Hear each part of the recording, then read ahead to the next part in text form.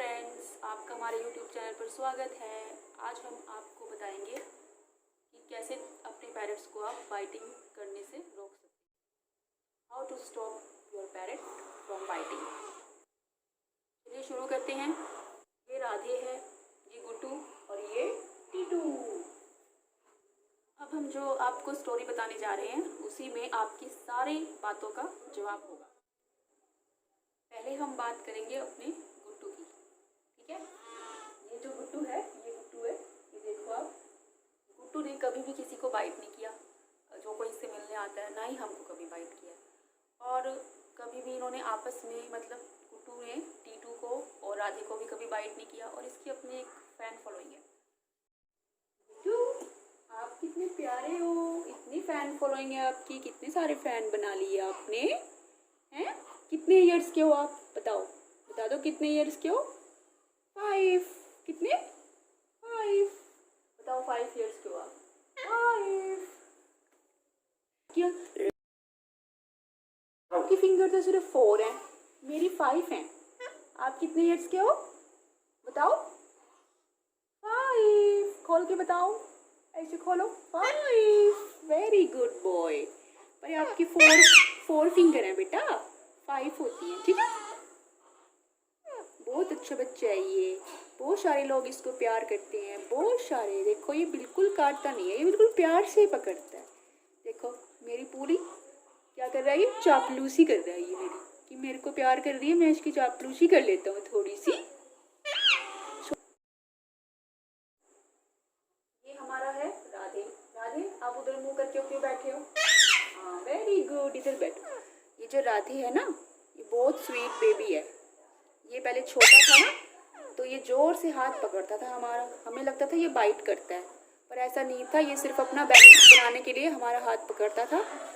लेकिन ये भी हमने अब इसको सिखा दिया है कि जोर से नहीं पकड़ना है, आराम से पकड़ना है। तो ये भी कभी बाइट नहीं करता था। ऐसा लगता था कि बाइट करता है, पर नहीं, बहुत अच्छा बच्चा है। राधे, आप कितने इयर्स के हो बताओ, आप कितने साल के हो? 22 मंथ्स का, ओ है ना, 22 मंथ्स बेबी है ये, प्यारे वाला। हाँ टीटू, हमने आपकी बात नहीं की, इसलिए गुस्सा आ रहा है आपको। कोई बात नहीं, सबसे बड़े हो आप, सबसे बड़े हो ना, बाद में बात करेंगे आपकी। हाँ गुस्सा नहीं करना, गुस्सा नहीं होना बिल्कुल भी। टीटू चलो आपकी बात करते हैं। ये हमारा टीटू है, बहुत समझदार है। ये हमें कभी बाइट नहीं करता, लेकिन ये बाहर के लोगों को बाइट भी नहीं करता। लेकिन अगर कोई बाहर के लोग इसको मिलने आते हैं तो इसको लगता है कि वो मुझे हार्म कर सकते हैं या वो इसको परेशान करने की कोशिश कर रहे हैं, तो ये उनको वार्निंग दे देता है कि मुझसे दूर रहो, नहीं तो मैं काट लूँगा, बाइट कर लूँगा मैं बहुत ज़ोर से। पर ये बहुत समझदार है, बहुत ही ज़्यादा समझदार। फ्रेंड्स, पता है आपको, पेरेंट्स कभी भी बाइट नहीं करते अगर आपने उनको प्यार से पाला है, प्यार से पाल रहे हो उनको। लेकिन वो मजबूरी में बाइट कर लेते हैं कभी, क्योंकि शायद हम उनको परेशान करेंगे। अगर हम उनको परेशान करेंगे तो क्या करेंगे, वो बाइट ही करेंगे ना।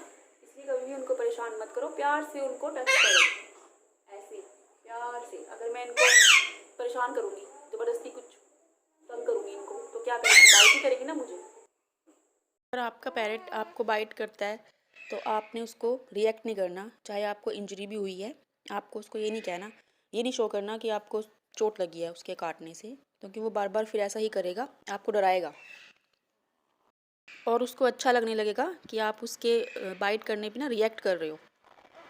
आपका पेरेंट ट्रेन नहीं होता है तब तक आप अपने फेस को दूर रखें उससे, क्योंकि वो फेस पे भी बहुत ज़ोर से बाइट कर सकता है।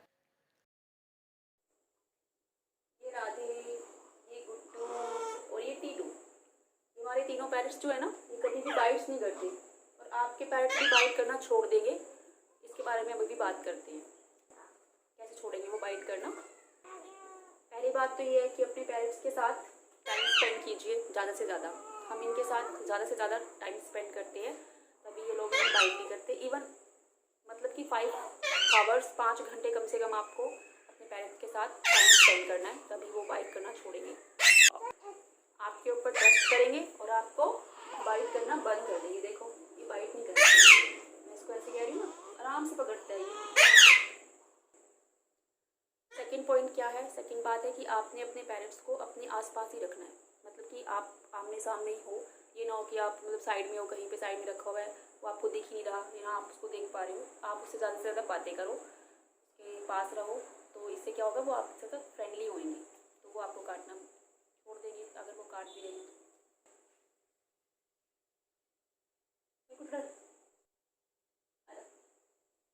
गुस्सा आ गया, आजा